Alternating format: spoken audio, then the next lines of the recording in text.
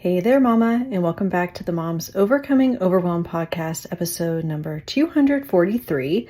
I'm Emily McDermott, and I'm here beside you on this journey as we work together to declutter your home, head, and heart.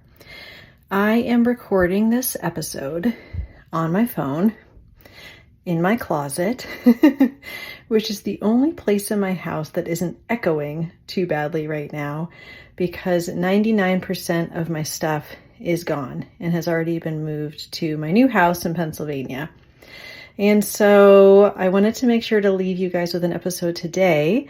The time of this coming out, I'll actually be driving to Pennsylvania after living in Virginia for about 20 years and lots of emotions coming up. But today I am going to share 5 things I learned about decluttering while preparing for this move. Even if you're not moving, I hope it will be a blessing to you. So what do you say? Grab that notebook and pen and let's dive into today's episode. Hey Mama, are you tired of your cluttered home and mile-long to-do lists but are too overwhelmed to know where to start? Do you lack the time and motivation and don't think you'll ever conquer the clutter? You're in the right place. I'm Emily, wife, boy mom, and declutter coach who has overcome the overwhelm in my own life through decluttering and simplifying. I believe every mom deserves the peace that comes from a clutter-free home. Ready to get your life back? Let's declutter your home, head, and heart together. As I mentioned, this is a one-take episode.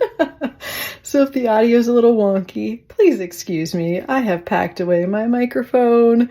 I do not have time for a heavy edit of this episode. So we're going to dive right in. Number 1, my new favorite decluttering question to ask. Would I bubble wrap this, pack it, move it, and unpack it? Because that is the question I have been asking myself about every single thing in my home as we were preparing for moving. Is it really worth the effort of doing all that stuff? Do I care enough about this thing for that? And it's a very telling question. Now, my husband was sort of a different mindset where I was out in the shed. He said he had gone through everything and I picked something up. I'm like, what is this? He goes, oh yeah, that's trash. And I'm like, why would we move trash? But a lot of times we keep things we don't use in our home. They're taking up space. They're taking up our time and our energy. And so really being critical about what we're keeping and why is important. And that's why that is my new favorite question. Number 2, you can live with far less than you think. When forced to prioritize, you might be surprised with what you learn about yourself. So because this was a bit of a different situation, it was a military move, and we had to put aside anything we did not want packed with the understanding that we might not get into our new house for a month. So that was a pretty difficult decision when it came to certain categories, especially the kitchen.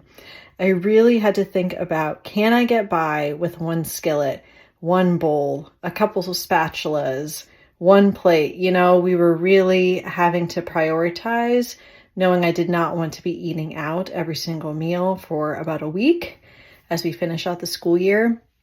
And I actually kind of surprised myself with what I used and what we needed, and really thinking about everything else, just really what we don't use and don't need, even though I have been minimizing and paring down for the last 11 years.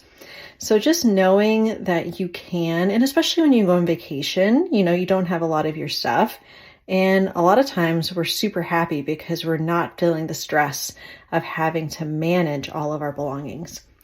Number 3, when it comes to managing your home and to-dos, it's okay to ask for help to maintain your sanity and lighten your mental load. I have had lots of people helping me, friends and neighbors, people that specialize in things like painting. Somebody's coming to clean, just so, yes, I could be handling some of these things, but I also have a massive mental to-do list with everything, solo parenting with the kids, also just making sure things are getting out of our home, that I am fulfilling all of the obligations for what this place needs to look like when we move. And it's a lot. So just knowing that there are people available to help, people that want to help, and that could, again, just be, asking a neighbor, hey, could my kiddo come over for a couple hours so I can get a couple things done? You know, I always tell my kids, oh, we can't invite ourselves over. But honestly, in some busy seasons, if they're good friends, just ask for help and don't apologize for it. Number 4, borrow before buying. Now, we were able through my local Buy Nothing group to borrow 3 mattresses, not air mattresses. Those are always offered, which is great.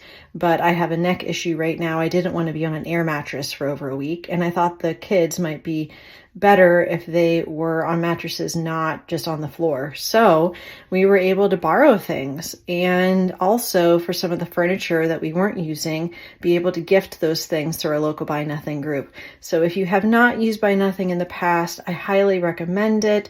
And you can go to buynothingproject.org to find out more. It's just great because you get to, again, have your neighbors you can help your neighbors, and then also get to meet members of your community.